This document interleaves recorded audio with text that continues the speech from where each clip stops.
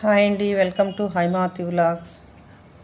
ఈ కోట తిరుపతి జిల్లా వెంకటగిరిలో ఉన్న వెంకటగిరి రాజాగారి కోట అండి. ఇది మేము చిన్న ఫంక్షన్ నుండి వెంకటగిరికి వెళ్ళాము.